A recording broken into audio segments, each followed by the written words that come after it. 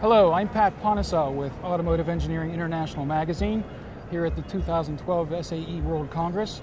With me is Anthony Levandowski, Product Manager for Google Self-Driving Cars. Welcome, Anthony. Good to talk to you.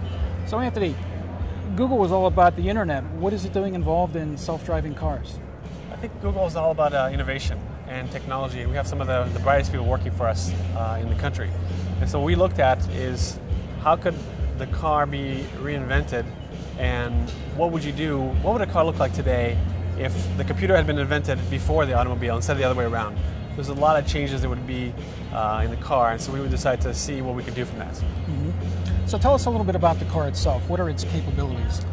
So the car right now drives itself, and what that means is that there is a mechanism for a person sitting in the driver's seat as they're driving along on the highway to press a button and then have the vehicle actuate the brake, gas, and steering, and let the computer do all of the driving for you.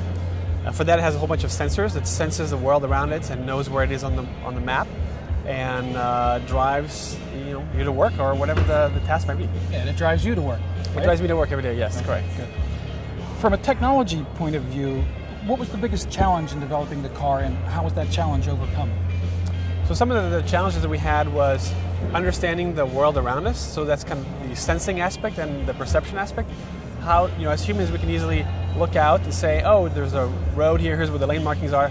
For a computer to understand, that's very challenging, right? So some of the issues were there's digitizing the world and then driving that, and really making that reliable so it's actually repetitive and drives better than a person does. Yeah. Okay. And can you speak to lessons learned?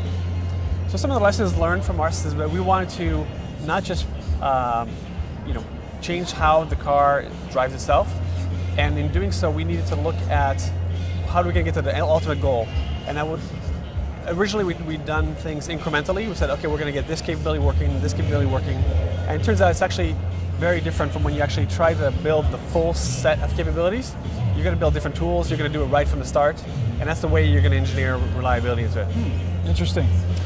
So how do you envision autonomous vehicle technology advancing in the short, medium, and long term? And will the challenges be more technology-based, or will they be more non-technology based? I think that the challenges are going to be definitely technology-based, because people out there want this technology. People are already doing other things in their car. They need a robot assistant to drive the cars for them every day. So short term, you can think about it as more and more companies are going to show that they have this kind of technology working, and we encourage that because we think it's a great improvement in mobility and in safety of the vehicles.